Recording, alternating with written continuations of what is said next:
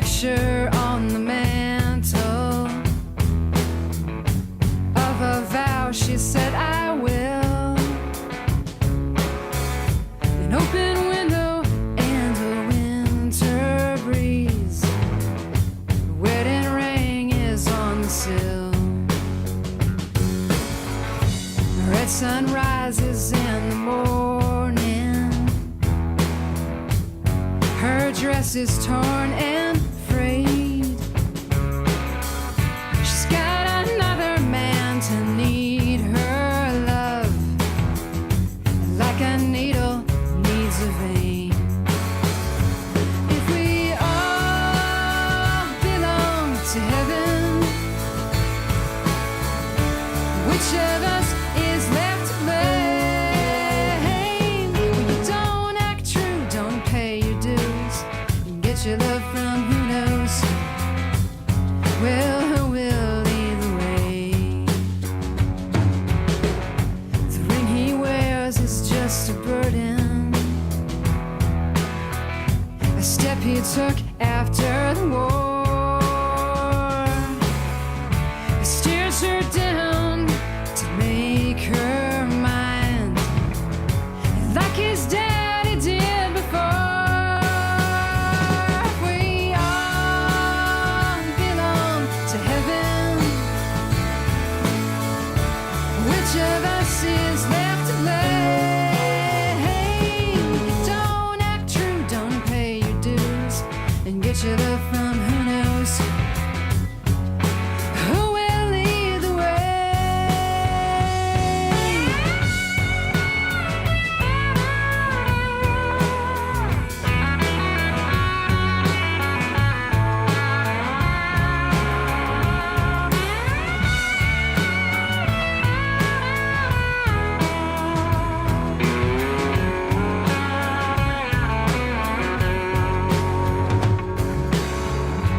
This is just a common story.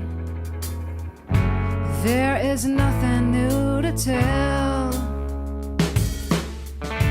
Preach your sermon, but don't tell your lies.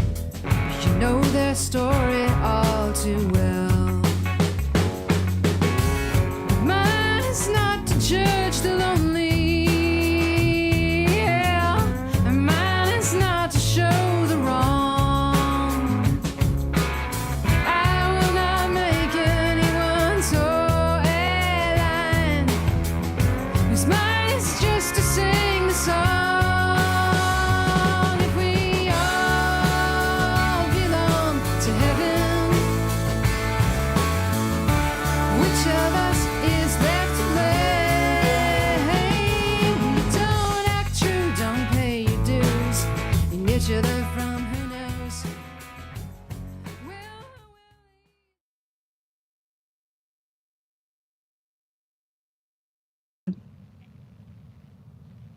Good morning. I'm LaShondra Shaw, PIO for the City of Austin, and I am the moderator for today's media availability. Spanish interpretation is available on ATXN 3. To start, Dr. Desmar Walks, Austin Travis County Health Authority, will first say a few words, followed by Interim Austin Public Health Director Adrienne Stirrup. Then Janet Pichette, Austin Public Health Chief Epidemiologist, and then Cassandra De Leon, Austin Public Health Chief Administrative Officer for Disease Prevention and Health Promotion Division. We will then open it up to our pool reporter, who will ask questions on behalf of the media. Dr. Walks, over to you. Good morning. Here in Austin Travis County, we are experiencing a surge due to the Delta variant. And this surge is something that we as a community can take steps to change by changing behaviors. Masking to stop the spread, vaccinations so that we don't become infected, staying home if we're sick. And as a community, if you're being tested and finding that you are positive for COVID-19, please go and get some evaluation done by a healthcare provider. We now have services in our community called monoclonal antibody infusion therapy, which can be used early on in treating COVID-19 so that you will decrease the chances of being hospitalized. It's for those who are eligible, and eligibility criteria are that if you are someone who has the potential for developing a severe case of COVID that may require hospitalization. As our hospitals are now experiencing larger numbers of cases, this is impacting our ICU bed capacity, and it is largely due to people who are not vaccinated in our community. So we also urge that people go and get vaccinated now. As a reminder, we are now in stage 5.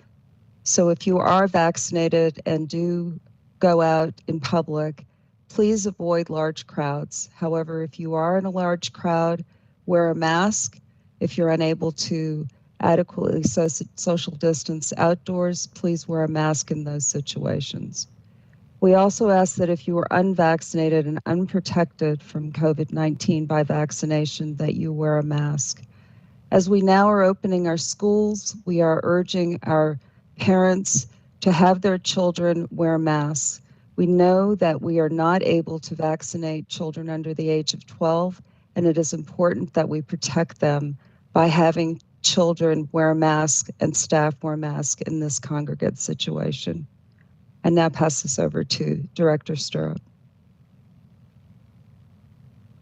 Thank you, Dr. Walks. Good morning, everyone. As Dr. Walks said, we are in a surge due to the Delta variant. The good news is that we have resources at our disposal. The first is the amazing team at Austin Public Health, who are working day and night to make sure that we are not only providing vaccinations, but as the community demand for testing has increased, we're ramping up those operations. We're working with our partners to make sure that we have adequate isolation facilities to help residents stay safe, and we will continue to work tirelessly to protect our community. The other tool at our disposal is masking. We can mask our way out of this surge. The third tool is vaccination. We can vaccinate our way out of this pandemic. And with that, I pass it over to Janet Pichette. Good morning. As both Dr. Walks and Adrian have mentioned, we are seeing exponential growth of cases in the Austin, Travis County area and throughout the state. This has been happening since early July. We thought we were at an all-time low, and we were hoping that things would flatten out, but we're seeing a huge increase in cases and continue to see that. As history has shown, based on H1N1 and some of our previous spikes, I anticipate that we will continue to see cases increase over the next few weeks before things get better. We are seeing clusters in congregate settings, such as long-term care facilities, but what we are seeing based on our investigations is that vaccine is working. And for those individuals who've been vaccinated, if they are experiencing a breakthrough infection, we are seeing that they, like the governor, are asymptomatic, or they are experiencing a less severe illness. And most importantly, they are not the individuals that are surging our healthcare capacity currently. So I would implore to those citizens who have not been vaccinated to strongly consider, getting vaccinated and protecting our community at large, and to protect our children who are a vulnerable population who are not eligible for vaccine at the current time. And with that, I'll turn it over to Cassie DeLeon. Thank you, Janet, and good morning. We know from the other panelists' conversation that we're having and from Austin Public Health that vaccine is our best tool to help protect us from this virus. And we want to encourage those who are unvaccinated to seek that vaccine. We also are working to bring information to the community about the new information about boosters. Recently, the Centers for Disease Control did identify and recommend that boosters are available for those who are immunocompromised. We encourage individuals who feel they meet that criteria to talk with their healthcare provider to see if a booster is needed for them at this point in time. And then also want to let everyone know there are many, many locations, pharmacies, providers available to get vaccine for first, second dose and boosters throughout the community. So if you are looking for vaccine or looking for booster, we encourage you to look for those providers. Austin Public Health is also looking at how our operations can help mobilize the booster rollout, and we are prepared to provide a booster if someone has that need. We do want to note that our current focus at this time is on those who are still unvaccinated and those who are not fully vaccinated. So we do want to focus on our efforts really reaching those populations that still have not gotten that first level of protection. And with that, I'll open us up for questions. Thank you, Cassie. At this time, we will now open it up to our pool reporter, Olivia Aldridge from Community Impact. Olivia? Good morning, guys. Cassandra mentioned the Austin Public Health's efforts to roll out booster shots to immunocompromised people, but the Biden administration also announced that booster shots will be available to the general public by the week of September 20th. So does APH have plans to support a broader booster rollout this fall? I can jump in and answer. We are working to ensure that we are increasing our vaccine clinic capacity to encompass the need to provide boosters for those that become eligible on that 9/20 date, which is anyone who is at that 8-month mark since their second full dose. So we are working to put those plans in motion and increasing our current capacity so that there is opportunity for those to get vaccinated at Austin Public Health. We also want to also acknowledge that there is much more vaccine available than when vaccine initially hit our community back in January, and there are many, many more vaccine providers. We currently have a lot of vaccine available in our current community, and we know that the booster is the existing vaccine that we currently have. So we are working to plan how we would roll those plans out, and are confident that there would be plenty of supply to meet the demands that we might see come September 20th. This question is from Univision. Governor Abbott said he will seek out-of-state help and get extra medical staff to alleviate the situation in area hospitals. Has Austin or other areas of Travis County received that help? And if so, in which hospitals are these extra nurses and/or doctors? We have been seeing the arrival of help for our area hospitals. The exact details and deployment methods are available by contacting our Capital Area Trauma Regional Advisory Council for the complete details, or the hospital systems. Yeah, and I will add that we have seen an influx of support from the state in the way of, as we mentioned, regional infusion and identifying healthcare staffing that will support the hospital surge.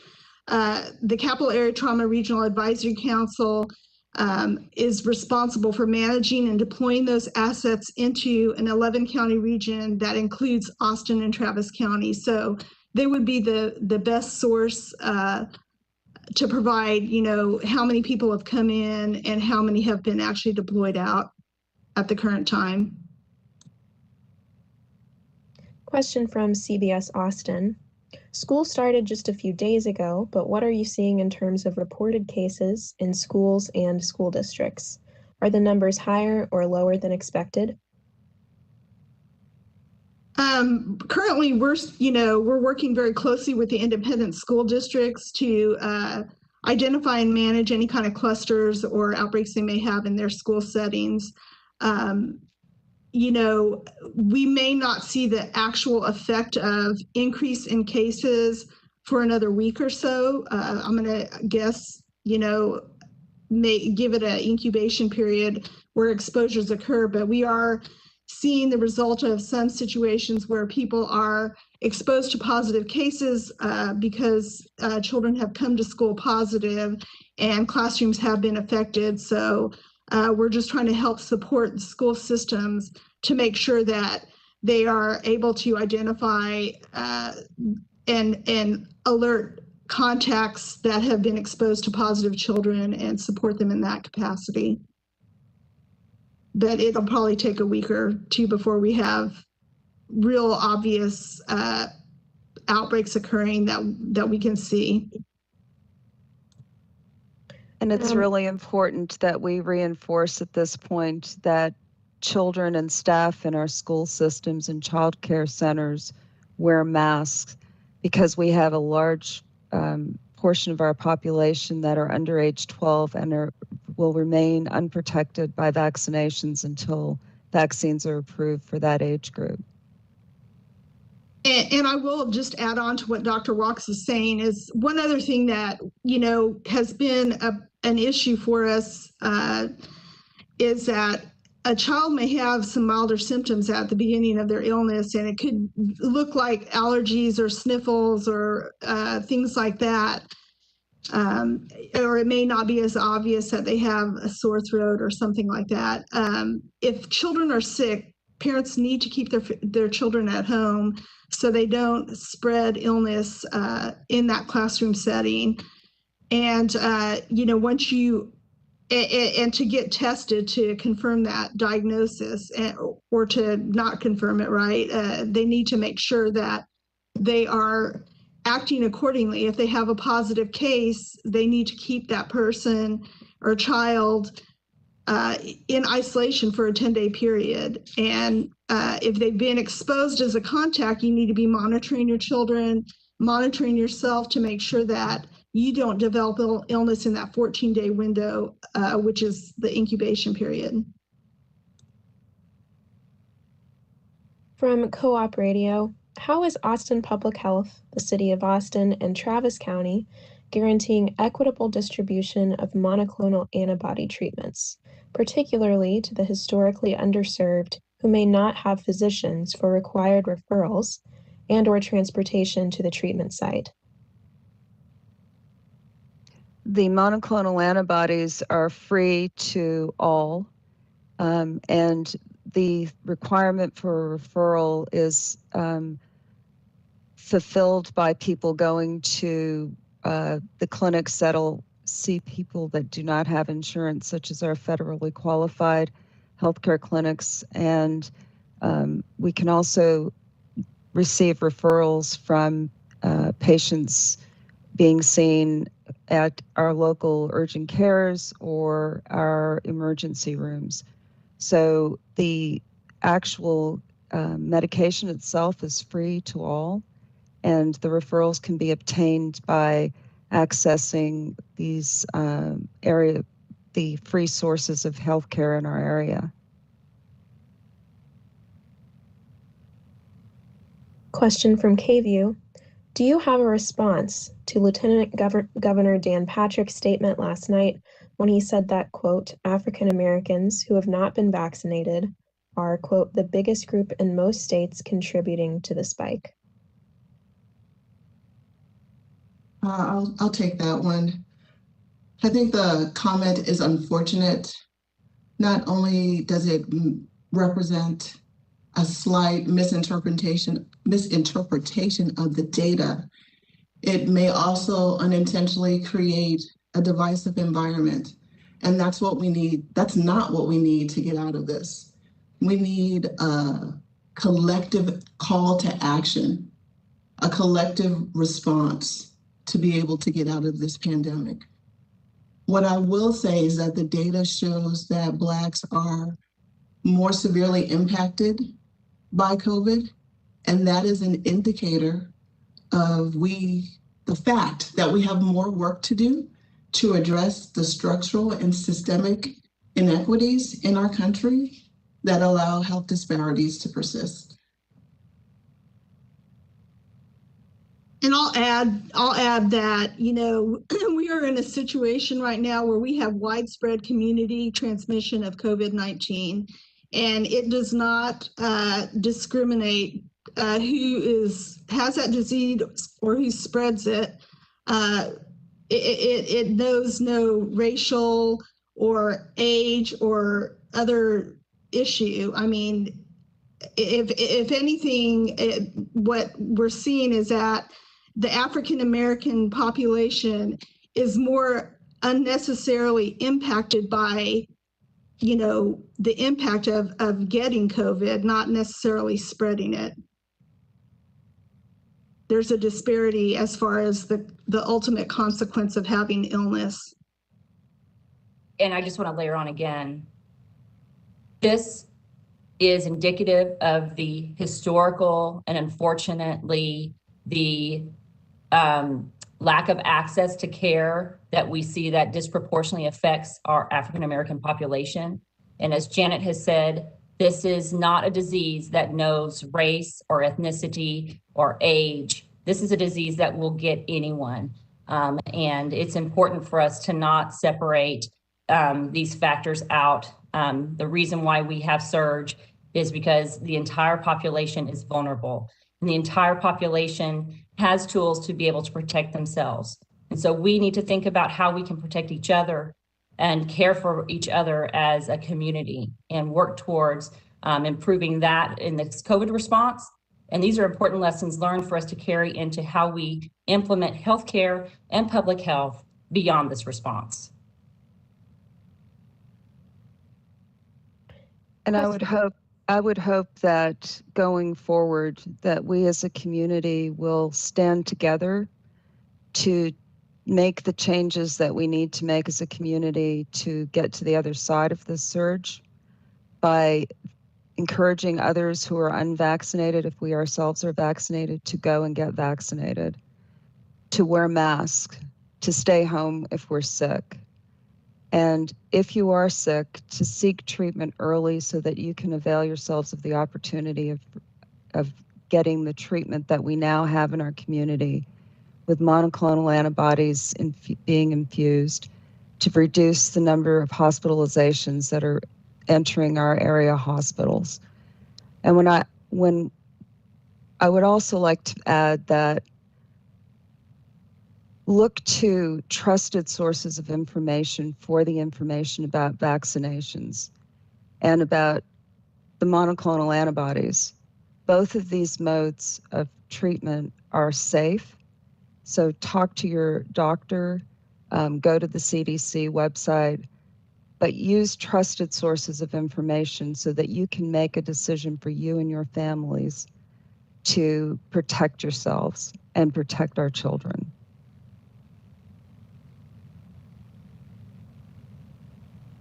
Question from Spectrum News. Is there any concern about the spread of the Delta variant with the first UT home football game being 2 weeks away? The stadium is set to operate at full capacity with more than 100,000 fans. There's always a concern that transmission will occur in any size group. And so the things that we know work are protecting yourselves by being vaccinated. And now that we're in stage 5, we're asking people who are unvaccinated and unprotected by vaccine to stay home. We're asking those who are sick to stay home and seek treatment. And we know that the things that will protect us when we're in groups is to wear masks, socially distance, and to wash our hands and not touch our face with unclean hands. So these are the measures that we know work, and these are the things that are being used to mitigate the spread of disease in large crowds. And we've been working closely with UT, and they are making those measures part of their planning. And I will also add that, you know, as Dr. Rox has mentioned, we have widespread community transmission going on right now. So any event that brings people together in a congregate manner, people need to take the protective measures to protect themselves. And some areas of a game where I see that there could be transmission of disease occurring easily is as folks are queuing, entering the stadium, exiting, when they're waiting in that line for the bathroom or waiting in a line for a food vendor, and they're in a very tight space. If you still go to the game, your best measure is to make sure you're masking in those situations and trying to keep distance between yourself and as Dr. Walks mentioned, using those prevention techniques that we have been saying from day one, to socially distance, mask, wash your hands frequently, avoid touching your face, staying home if you're sick. And now we're saying get vaccinated. That's just another layer of protection that will help you.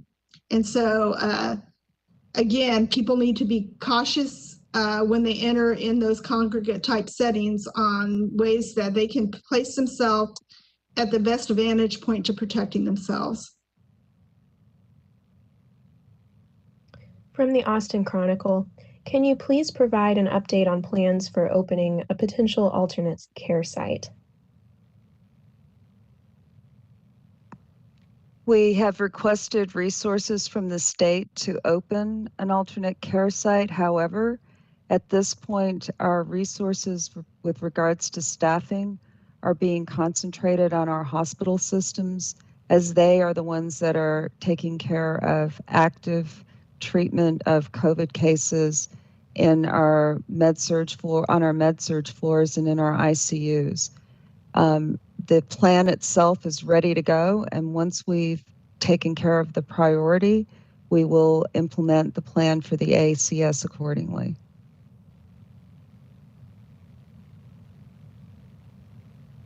KXAN asks, in a joint county commissioners city council meeting, Dr. Walks referenced a mass critical care guidelines policy should ICUs become full. Can you give us the details on how close we are to that being used and what the guidelines are? Those guidelines include the use of clinical parameters that we use to monitor the condition that we find our patients in, and then assessing the treatment modalities that would best serve their needs. That is a situation that is ongoing throughout the clinical practice of medicine, and we will continue to monitor this situation with regards to the beds and the staffing needs of our hospitals. And as we get to a point where there is a shortage, to the point where we need to make the change to implement those plans, then those plans will be implemented. But at this time, we're starting to see staff arrive to help in our area hospitals, and we're able to continue on with the usual standard of care that we have become accustomed to. From KUT, local data suggests cases and hospitalizations may have reached a peak this week. Is that how you're interpreting the data? And if so, what would that mean for the region? It's not clear that we've reached a peak. We would like to say that that is true, but we also know that there's an impact that's going to be seen as a result of the opening of schools. We're already seeing an increased number of cases in those congregate settings, which are schools and child care centers. So we're hopeful that if area schools will implement masking of children and staff, that we'll be able to mitigate the spread of COVID-19. We're hopeful that if parents will keep children home who are sick and have them tested to assess whether they have COVID, and then use the appropriate method for having that child stay at home and isolate, and then notify the schools that their child is sick and has COVID so that close contacts can be identified and those close contacts can be kept in quarantine, that we'll be able to keep the spread from increasing. And if we're able to do that, then this may truly be a peak. However, it's incumbent upon this community to do the things that it needs to do to get this surge to decrease, to get our case numbers to decrease. And so we are looking to the community to make those changes and work with us to decrease the spread.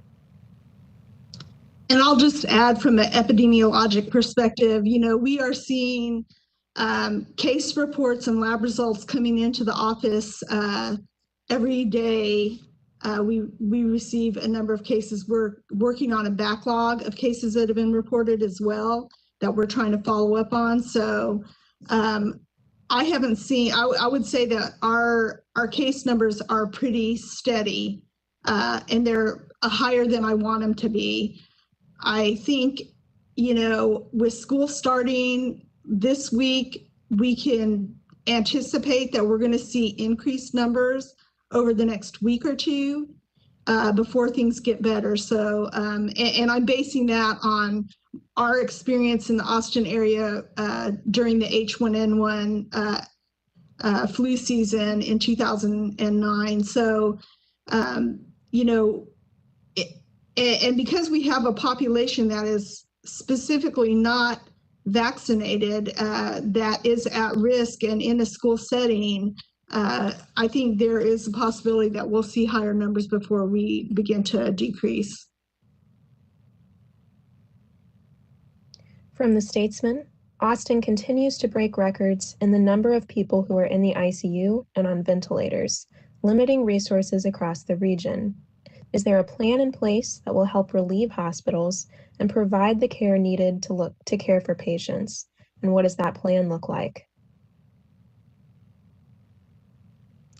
The plan is to decrease the number of people who need and require hospitalizations, and that's going to be achieved by decreasing the number of cases, by wearing masks, and then identifying cases early, identifying those who are eligible for treatment of COVID with monoclonal antibody therapy, treating those people with the monoclonal antibody therapy, and thereby reducing the number of hospitalizations. The data shows that we can reduce hospitalization by 70% in those people who are at risk for severe disease and illness requiring hospitalization.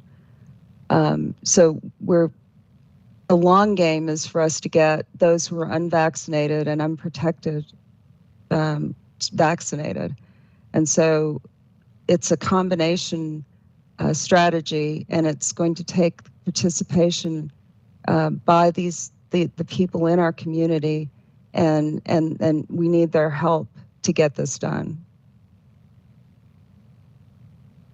And I would again would just add, we know what prevents surging our hospitals, and that is getting vaccinated. It prevents from severe illness and hospitalization.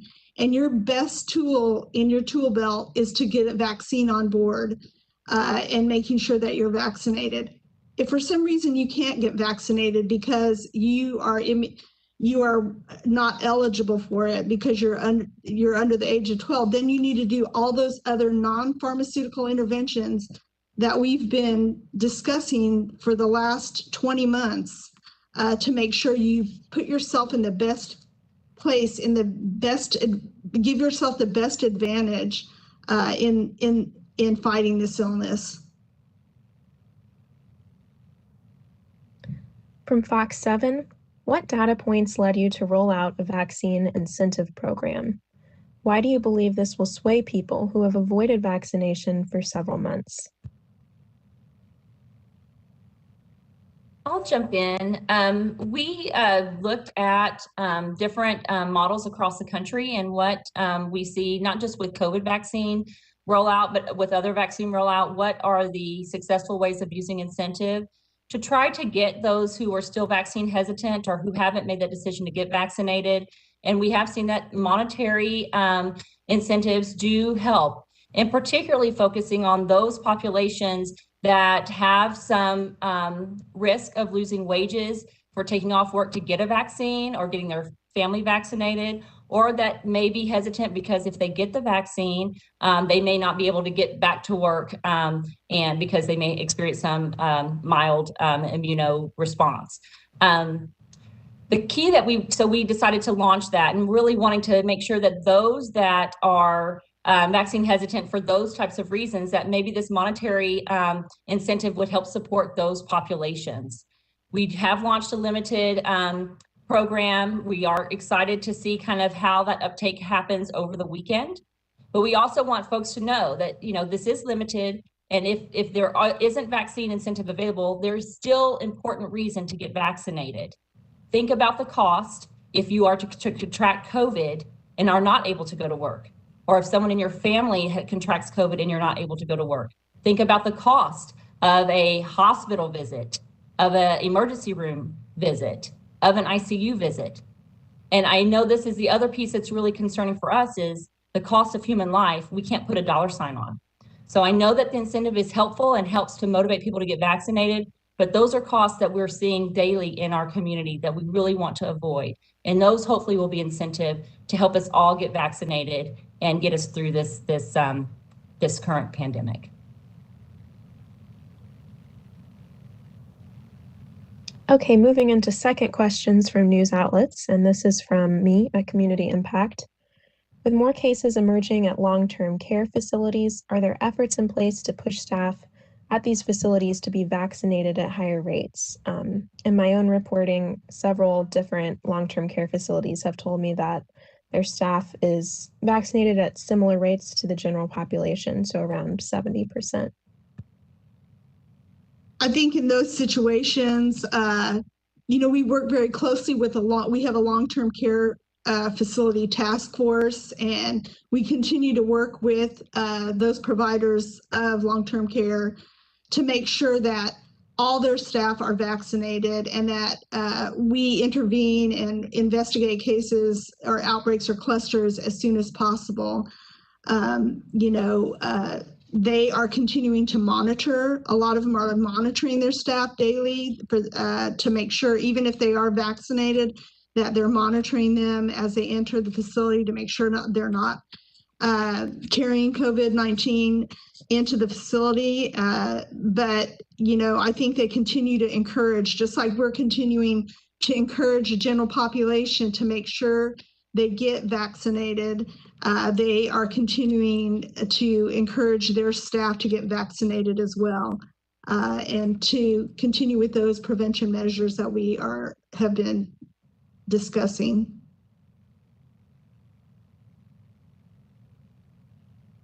This question is from Univision, maybe a little similar to one that was asked before.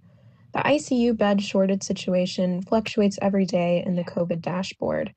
Is there a concrete plan Austin Public Health will put into place to deal with the situation before another wave of coronavirus cases comes?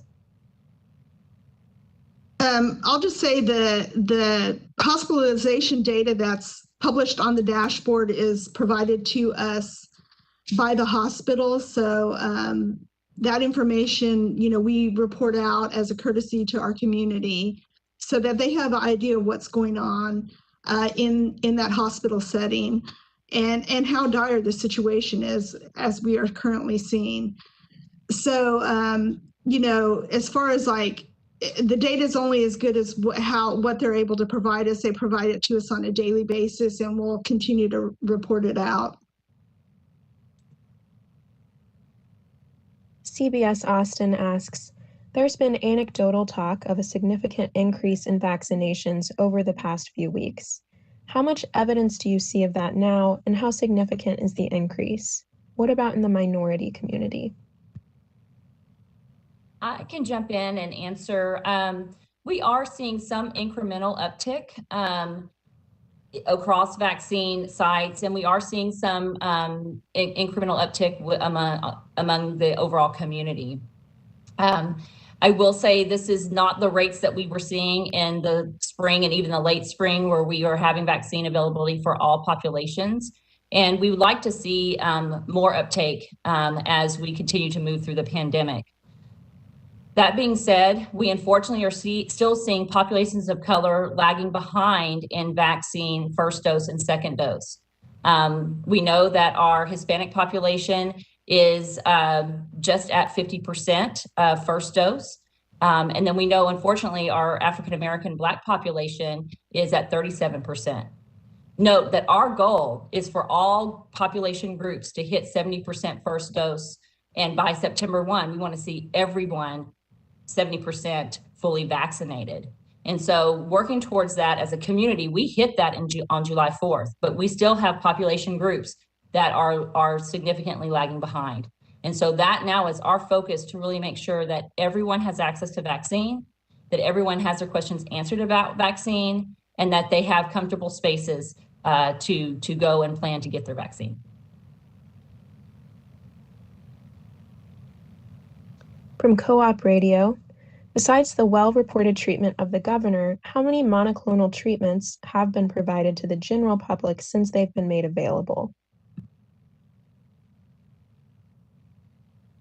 The exact number of people who've been treated with monoclonal antibody therapy is not available at this time. We have the capacity to provide up to above 84 treatments per day at our regional infusion center. But I do want to point out that we really want people to not contract COVID-19. And that's going to happen if we can have our population wear masks so they're not spreading the disease, and go and get vaccinated, because the goal is to not get COVID-19.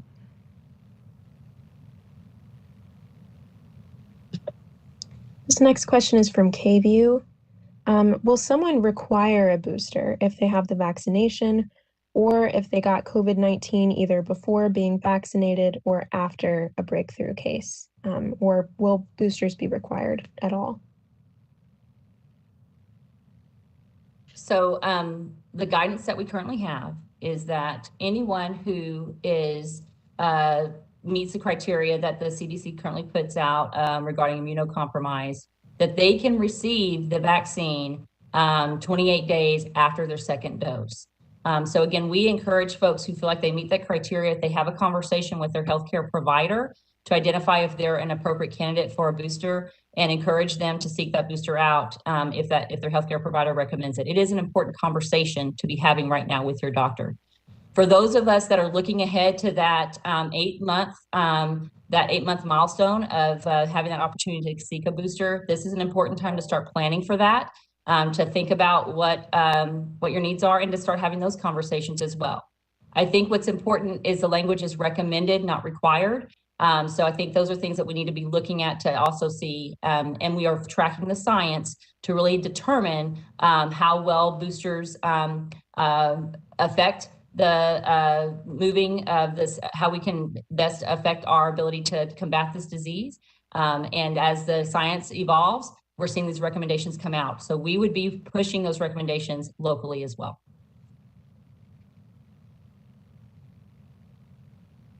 From KXAN, what does contact tracing through the city and county look like right now? Are you all having a difficult time keeping up with the number of cases we're seeing? And if so, what are the impacts of that? So I can answer that question. So as is the case in any time when we have widespread community transmission like we are seeing now, and exponential growth in cases, contact tracing becomes more of a challenge as part of the case investigation process.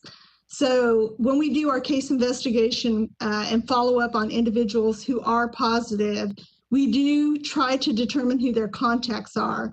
However, we also tell them, if you are a positive case, you know, it's best that you notify all your close contacts to make sure that they are placed in quarantine, or if they begin to develop symptoms, to make sure that they are tested accordingly.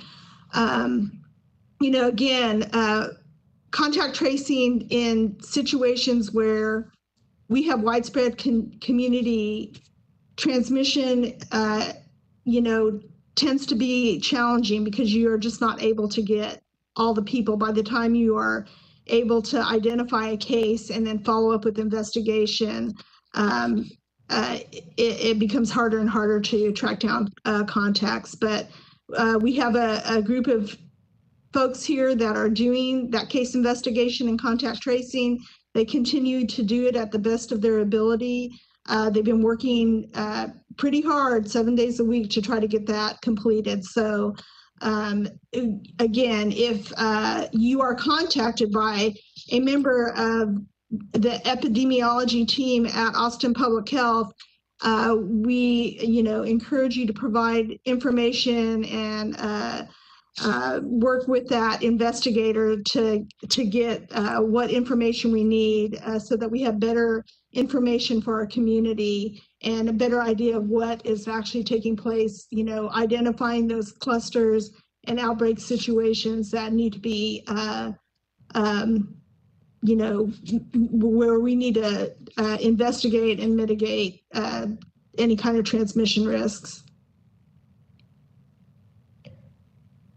I believe this is our last question, and it is from the Statesman. Vaccines have been lagging among Austin's communities of color, and now a booster will soon be available.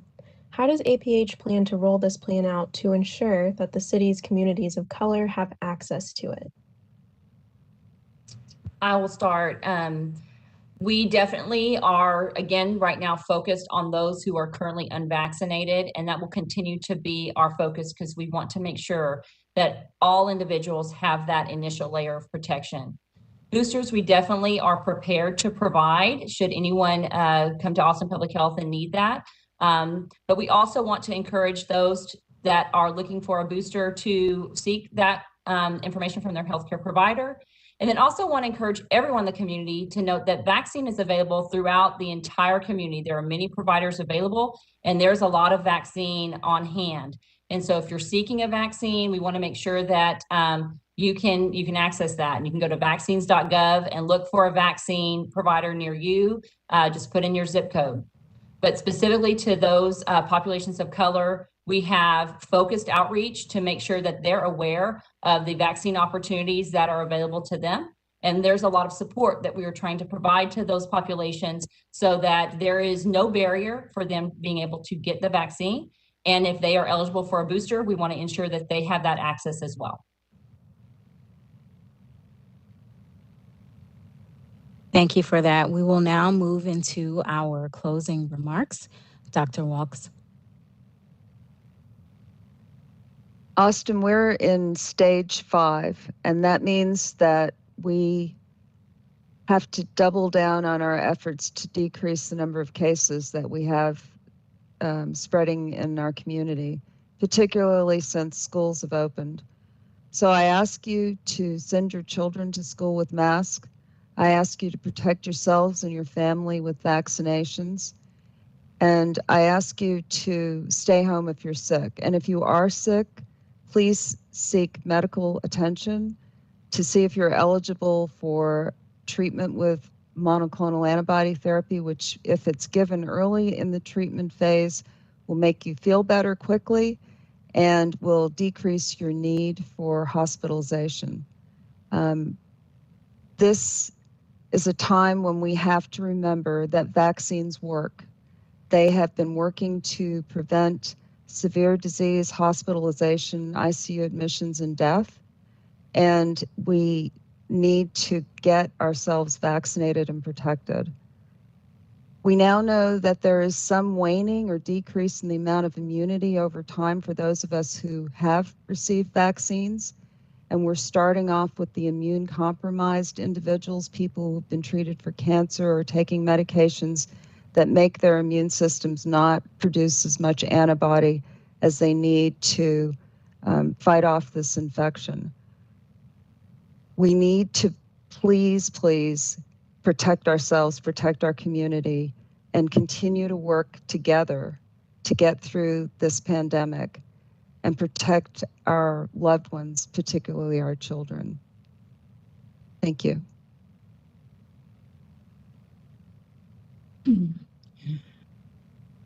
We shared a lot of information today about data and processes and methods of mitigation for us to control the surge and to get ourselves out of the pandemic. One thing that we didn't talk about that we often hear in our discussions of planning are the individual stories of people that have been impacted by COVID, and I say impacted lightly. A 20-something-year-old, perfectly healthy, contracting COVID and their whole life changing because now they need oxygen constantly and they have systemic organ failure. A young mom who dies during childbirth because she's COVID positive. Families, mothers and daughters dying within days of each other because of COVID. And it's not like these are things that are unavoidable. They're tragic, yes. And hindsight does no one any good when you're talking about a tragic situation.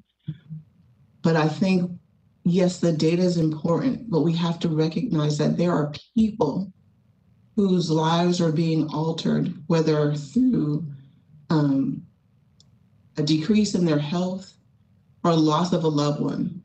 And so this right here, this little thing, this weighs less than an ounce, can change that. Staying home when you're sick and getting a vaccine. And so I encourage the community to think about the small things that you can do that can have a significant impact on the ones that you love and care about. Thank you. And I'll just add on to what Adrienne had to say in my closing statement. As she mentioned, this little thing, less than an ounce of prevention is worth a pound of cure, in the words of Madame Curie. And I've used that expression before. We are in a position, this is a preventable illness. You can protect yourself. You can protect your family. You can prevent deaths by doing these simple things. Get vaccinated, wear a mask, socially distance, wash your hands frequently, avoid touching your face. And if you're ill, stay home so you're not spreading illness to those around you and to your loved ones. And those are things that we have said from day one. I'm going to say we've been saying these since January of 2020. And we worked many long hours. I'm talking thousands of hours of overtime for these Austin Public Health staff that are working 7 days a week to help protect this community. And so, and they're not giving up. They're not giving up. They're tired, but they're not giving up. And so, you know, we know everyone's tired out there. We know we have been experiencing the fatigue of COVID, but these simple steps can help continue to squash this outbreak and flatten the curve. And that's where we need to go.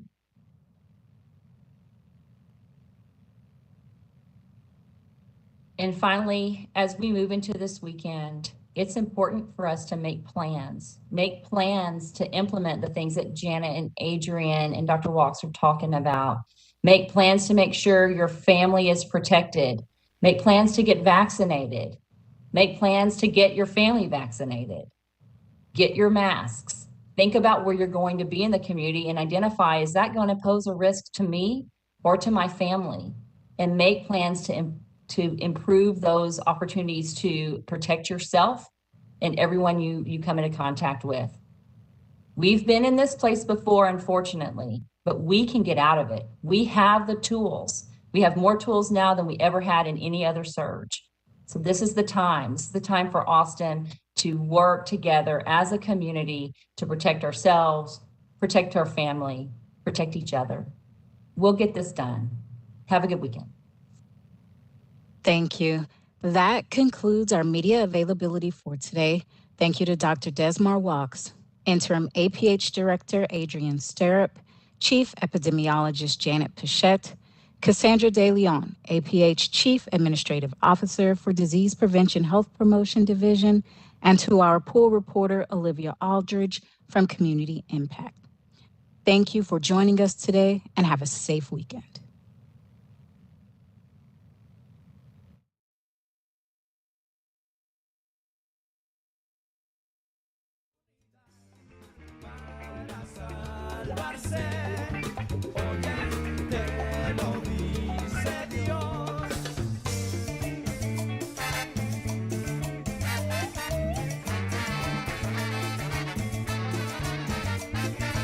Muchas personas de opiniones sones que se las dan de muy intelectuales, creen en algo importante y grande, no importa si creyente es diferente a ti. Cualquier chance hoy que encuentra esa luz vital. Estas palabras, un mensaje al aire, escuchándolas tal vez te animarán a una vida positiva.